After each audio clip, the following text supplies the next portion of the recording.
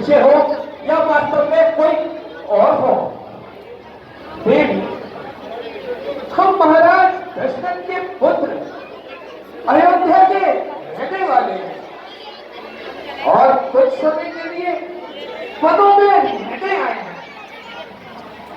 यह जानकी हमारी पत्नी और ये लक्ष्मण हमारे भाई हैं।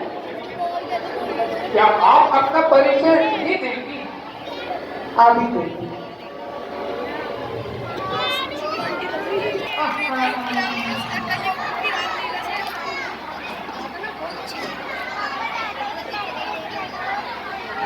मैं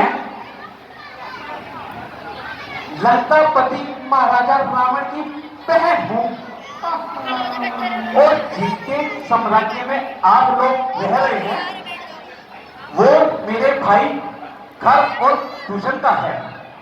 मेरा नाम स्वप्न का है। मैं देखिए कितनी सुंदर हूँ, थोड़ा सा इधर भी निखारो। हे देवी, तुम मन में इस प्रकार अकेली क्यों घूम रही हो?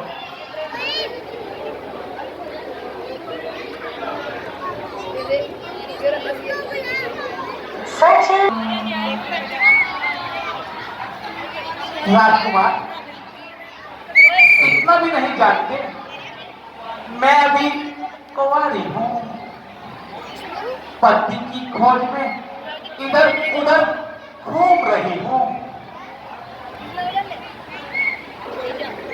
क्योंकि आज तक मुझे मेरे समान वर नहीं मिला।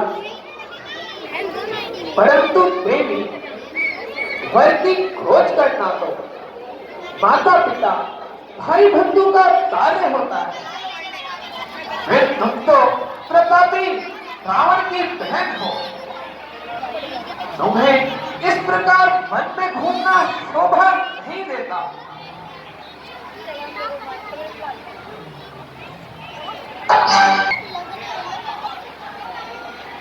हे राजकुमार, संसार में मेरे समान कोई भी सुंदर नहीं है।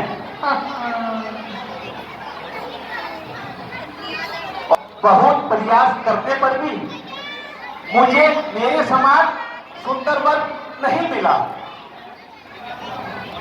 अगर मैं इस प्रकार यहाँ ना घूमती तो तुम्हारे दर्शन किस प्रकार होंगे?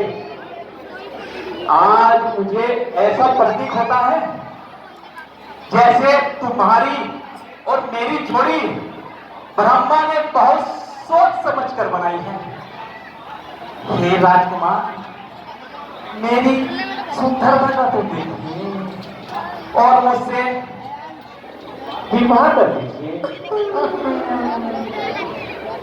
हे देवी, तुम्हारा मनोरथ इसी प्रकार भी सफल ना होगा, क्योंकि हमारा विवाह हो चुका है, जिसके लिए प्रमाण की आवश्यकता नहीं, क्योंकि हमारी धर्म पत्नी सीता हमारे साथ है। तो क्या हुआ? राजकुमार तो कितने ही विवाह कर लेते हैं, पर मेरी सुंदरता को तो देखिए और मुझसे शादी कर दीजिए।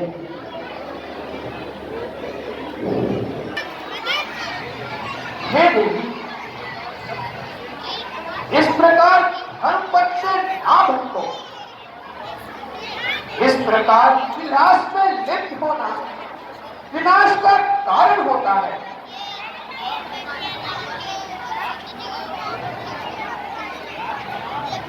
हे राजकुमार, क्यों इस क्रूर स्त्री के चक्कर में पड़े हो? मुझे अपना लीजिए। नहीं बेटी, मैं विवश हूं। तुम्हारी यह इच्छा किसी प्रकार की पूरी ना होगी।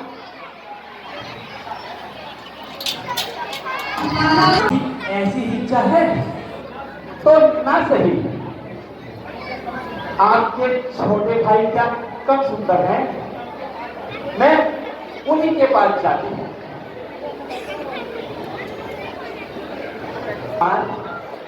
हेलो,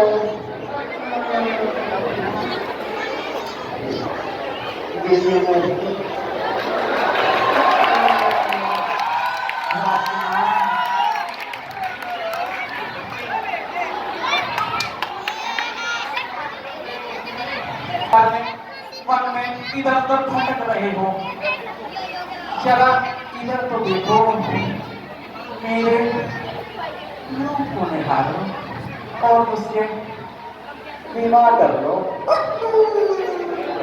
हे सुंदरी, सुनो, मैं तो भगवान श्री राम का दास हूं और पराधीन हूं। मुझसे विवाह करके तुम्हें कभी सुख प्राप्त न होगा। सो हे देवी, तुम उन्हीं के पास जाओ, वे हर प्रकार से सक्षम हैं।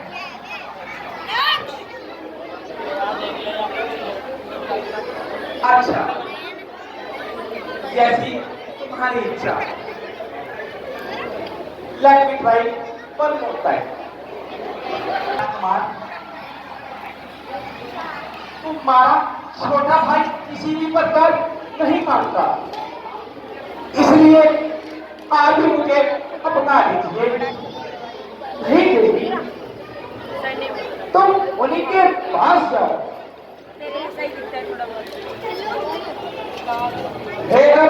अवश्य तुम्हारी बात मानेंगे। राजकुमार, इतने निष्ठुर न बनो और मुझे इस तरह दुखी न करें और मुझसे विवाह कर दीजिए। I am great with you. हे देवी, जानबूझकर अग्नि में पैर मत डालो। मैं तो श्री राम का पुजारी हूं, यह कार्य मुझसे कदापि ना होगा।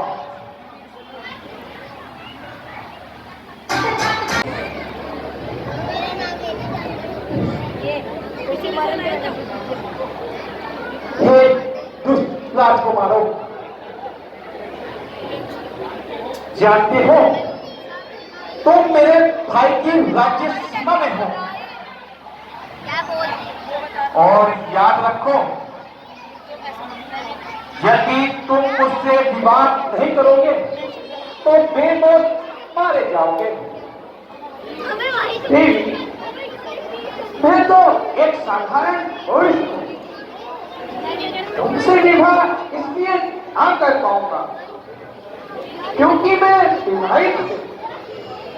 अब की बार लक्ष्मण तुम्हारी बात अवश्य मानेंगे। ठीक है छोटे राजकुमार, एक बात तुमसे फिर पूछ लेती हूँ कि मुझसे विवाह करोगे या नहीं? हे सुंदरी, तेरे साथ तो वही विवाह करेगा जो अपनी लाज को दिन के समान खो बैठेगा। और दुष्टा, तू सम्मान पाने की आशा छोड़ दे। चल दूर हो पापिन नीच महा, कर्म निभाना क्या जाने, जिसके कुल का कोई कुल मान नहीं, वो मान बचाना क्या जाने।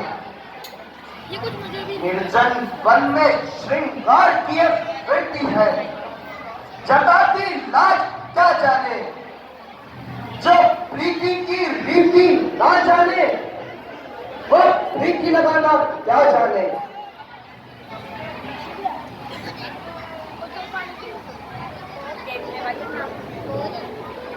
ओ, अब समझी, जब तक ये विकृतिकामी इनके साथ है, जब तक मेरा काम नहीं बनेगा। चलो मैं पहले इसे भगाने लगा। ठहरो देवी, ठहरो। तैयार हो। राजा जी, ये बात आपने पहले ही बोल देते। मेरी आदत कुछ ऐसी ही है। जरा इधर तो आइए। भगवान प्रभु पर जो कड़वे शब्द भेंट किए उसका पुरस्कार तो लेके जाइए।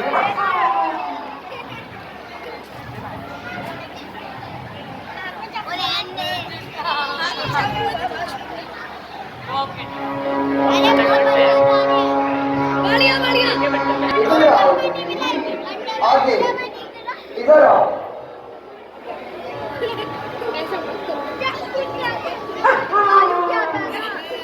हाय राजकुमार, पश्चात कीजिए।